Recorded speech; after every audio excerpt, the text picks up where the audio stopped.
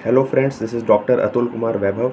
तो फ्रेंड्स, आज जो मोस्ट अवेटेड मोमेंट था नीट पीजी एस्पिरेंट्स के लिए कि ये जानना कि आखिर नीट पीजी 2025 सिंगल शिफ्ट में होगा या मल्टीपल शिफ्ट में होगा, उसको लेके आज फैसला आ गया है सुप्रीम कोर्ट का। तो सुप्रीम कोर्ट ने डायरेक्ट कर दिया है कि अब नीट पीजी 2025 सिंगल शिफ्ट में होगा। लेकिन अभी भी कुछ क्वेश्चंस हैं, जैसे कि जजेस ने टिप्पणी भी किया है अपने ऑर्डर में, उसको भी मैं डिस्कस करूँगा। तो अभी भी काफ़ी अनसर्टेनिटीज़ हैं, जैसे कि क्या ये ऑनलाइन मोड से हटकर पेन पेपर मोड में हो जाएगा, या क्या पेपर डिले होने की भी चांसेस हैं। तो ये सब चीज़ें हम लोग देखेंगे कि आज आखिर क्या कुछ हुआ है। तो सबसे पहले ये ऑर्डर क्या था, तो ऑर्डर ये हुआ है कि सुप्रीम कोर्ट ने कहा है कि holding the exam in 2 shifts leads to arbitrariness and can not give a level playing field. मतलब सबको समान ग्राउंड नहीं मिलता है। अगर 2 शिफ्ट में एग्ज़ाम कंडक्ट होता है तो सबको इक्वल ग्राउंड नहीं मिलता है, जो कि सब कह ही रहे थे कि हाँ, इक्वल ग्राउंड नहीं मिलता है। तो इसको कोर्ट ने भी माना है। The question papers in the 2 shifts can never B of the same difficulty level. उन्होंने कहा कि दोनों डिफिकल्टी लेवल कभी भी 2 शिफ्ट का सेम हो ही नहीं सकता है। बिल्कुल सही बात है कि आप कितना भी कोशिश कर लो, डिफ़िकल्टी लेवल ऊपर नीचे हो जाता है। और प्लस अगर कोई क्वेश्चन किसी के लिए डिफ़िकल्ट है तो हो सकता है कि किसी और के लिए वो ईज़ी भी हो। तो नॉर्मलाइजेशन भी फेयर नहीं हो पाता है। वैसे में ये बात तो सच है, क्योंकि कुछ क्वेश्चन किसी के लिए ईज़ी हो सकता है, मॉडरेट हो सकता है, किसी के लिए टफ़ हो सकता है, किसी के लिए वेरी टफ़ हो सकता है। तो इसको आखिर कौन इसको जो है आकलन करेगा कि इसका एक्यूरेट डिफ़िकल्टी क्या है, कैसे नॉर्मलाइज एक्यूरेटली किया जाएगा। तो ये थोड़ा दिक्कत हो जाता है। इसको कोर्ट ने भी एक्सेप्ट किया है। Last year it may have been held in 2 shifts in the facts that and circumstances of that stage. मतलब लास्ट ईयर आपने कर लिया वो उस समय के सर्कमस्टेंसेज के हिसाब से, लेकिन but the examination body ought to have considered making arrangements for holding the examination in 1 shift. लेकिन एग्जामिनेशन बॉडी को ये कंसिडर करना चाहिए था कि आप अरेंजमेंट्स करिए ताकि आप एग्ज़ाम को अगली बार से या इस बार से वो एक शिफ्ट में करवा सकें। तो इसको लेकर जो है उनका और क्या कोर्ट ने कहा कि we are not ready to accept that in the entire country and considering the technological advancements in this country the examination body could not find enough centres to hold the examination and 1 shift. मतलब हम लोग ये accept करने के लिए तैयार ही नहीं है कि इतने बड़े देश में और इतना आजकल टेक्नोलॉजिकल एडवांसमेंट हो गया है, उसके बाद जो है आपके पास एनफ सेंटर्स नहीं है सिंगल शिफ्ट में करवाने के लिए। तो ये जजेस ने ये फैसला लिया, इसलिए आप इसको सिंगल शिफ्ट में ही करवाइए, ऐसा जजेस ने कहा है। तो अब जो है कोर्ट और क्या ऑब्जर्व किया, कोर्ट ने ये कहा holding examination in 2 shifts creates arbitrariness. Any 2 question papers can never be said to be of an identical level of difficulty और is there has to be a variation. मतलब 2 papers में कुछ ना कुछ वेरिएशन होता ही है। Normalisation may be applied in exceptional cases but not in a routine manner year after year. मतलब कुछ एक्सेप्शनल केस में जब आपके पास एकदम तैयारी नहीं था तब आप उसको नॉर्मलाइजेशन वगैरह करके आप कर सकते हैं, लेकिन जब भी पॉसिबल हो तो आइडियली एक शिफ्ट में एग्जामिनेशन होना चाहिए, ऐसा कोर्ट ने कहा है। तो और क्या कहा कि examination for this year is scheduled for 15th of June। There is still more than 2 weeks for the examining body to identify the centers and hold the examination and in 1 shift।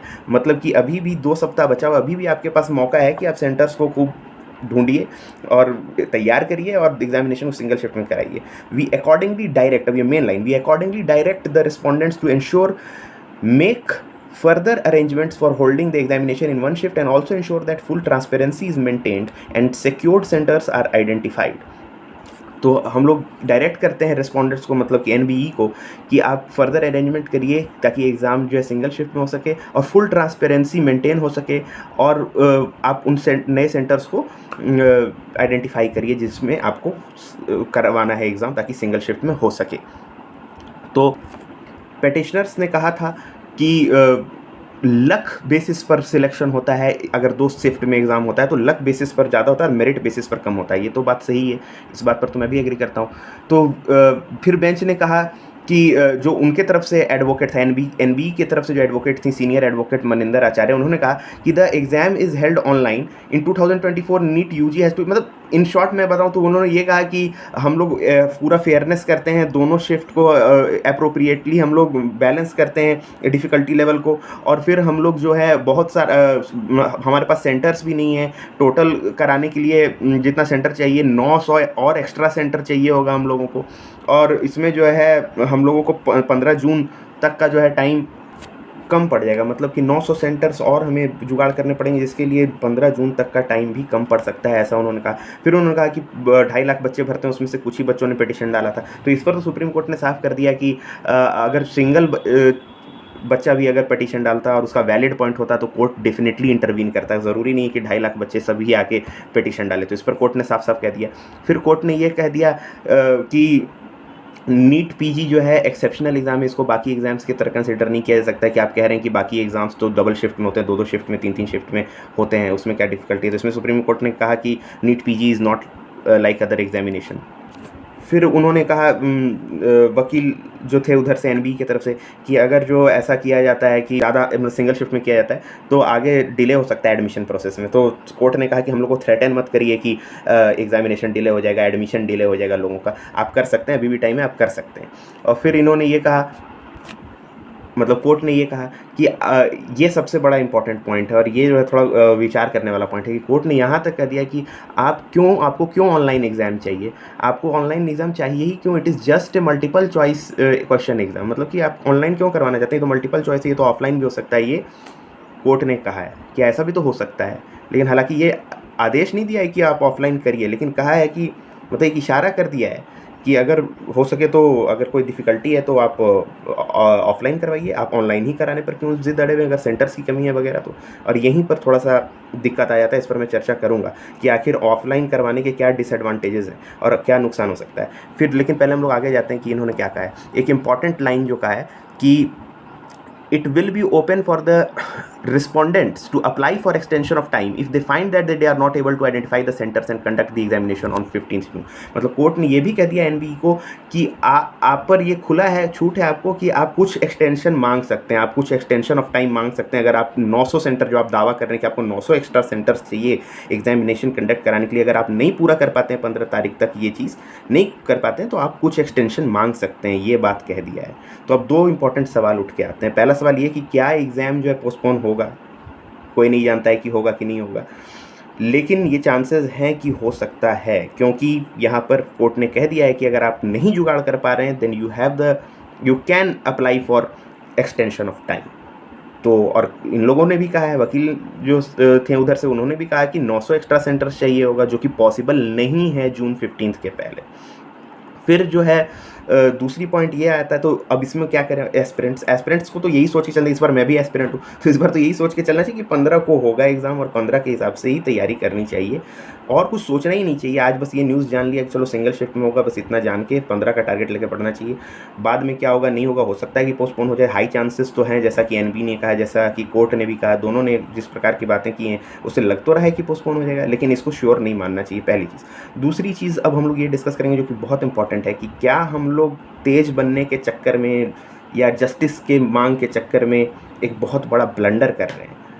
जो कि था ना, एक film था jolly LLB में कहता है कि गाना है कि चौबे जी चले छब्बे जी बनने दूबे जी बन के लौटे, कहीं ये वाली स्थिति ना हो जाए। क्योंकि ऑफलाइन अगर एग्ज़ाम होता है, अगर जो एनबीई कोर्ट ने भी एक इशारा कर दिया है कि अब क्यों अड़े हुए हैं ऑनलाइन कराने के लिए, तो एनबीई अगर ये डिसाइड कर ले, हालांकि और ऑफलाइन कराने का तो और भी बहुत बड़ा झंझट है, इसको भी लेके उन्होंने कहा है कि हम लोगों ने क्यों ऑफलाइन हम लोग नहीं कराते हैं। इस पर वकील ने कहा the NBE council maintained that this was done to avoid human intervention. तो जब उन्होंने पूछा कि आप ऑनलाइन क्यों नहीं पर क्यों अड़े हुए हैं, ऑफलाइन क्यों नहीं करा सकते हैं, सिर्फ एमसीक्यू ही तो है, तो इस पर उन्होंने कहा वकील ने, एनबीई का वकील ने, कि ये ह्यूमन इंटरवेंशन मतलब इंसानों के द्वारा इंटरवेंशन मिनिमम हो सके, कम से कम हो सके, अवॉइड किया जा सके, इसलिए ह्यूमन इंटरवेंशन को रोकने के लिए, ताकि ज़्यादा से ज़्यादा ऑनलाइन चीज़ें हो सके, फेयर चीज़ें हो सकें, इसलिए किया जाता है। इसलिए ऑफलाइन कराने का चांस तो कम है, लेकिन एक चांस हो भी सकता है अगर ज़्यादा प्रेशराइज़ किया गया, सेंटर्स की सच में बहुत कमी हो सके, 900 सेंटर जुगाड़ नहीं अगर किया जा सका तो, जो कि खुद में एक बहुत बड़ा चैलेंज है ऑफलाइन एग्ज़ाम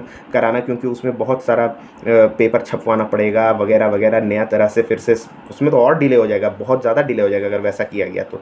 इसलिए लेकिन एक मिनिमल चांस है, और कहीं अगर ये होता है कि अगर ऑफलाइन मोड में होने लगे तो it will be very dangerous. मेरे हिसाब से लोग कह सकते हैं कि ऑफलाइन क्या दिक्कत है, ऑफलाइन है, टिक ही तो मारना है, लेकिन काफ़ी डिसएडवांटेजेस होते हैं भाई ऑफलाइन और ऑनलाइन में। आप ऑफलाइन में जो है आंसर्स चेंज नहीं कर सकते हैं, ऑनलाइन में आंसर चेंज कर सकते हैं। आप एमसीक्यू अगर मार्क करते हैं तो बबलिंग एरर वगैरह हो जाता है बहुत लोगों का, इसके चलते किस्मत ख़राब हो जाता है लोगों का गलती से, और इवन प्रैक्टिस भी छूट गया है, ओएमआर पर बनाने का आदत तो काफ़ी पहले छूट गया है।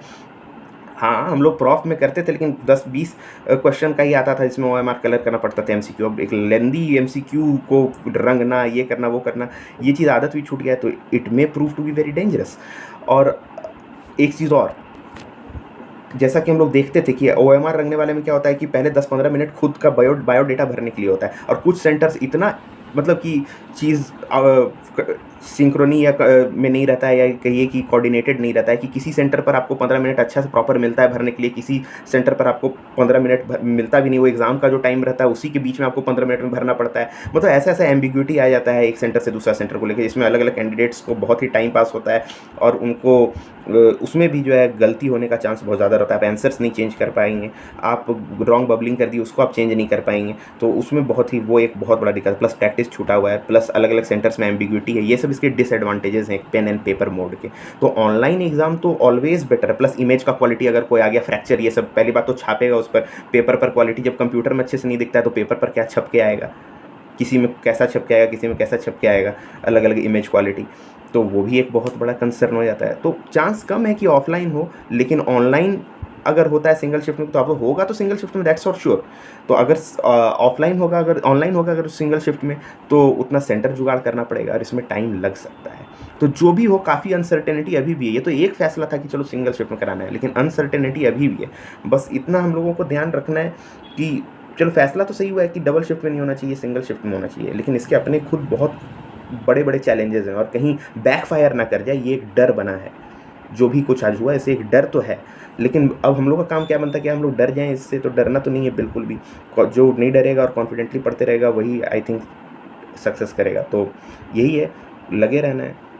तो होप कि आपको वीडियो अच्छा लगा होगा, अगर अच्छा लगे तो like share and subscribe. Thank you for watching.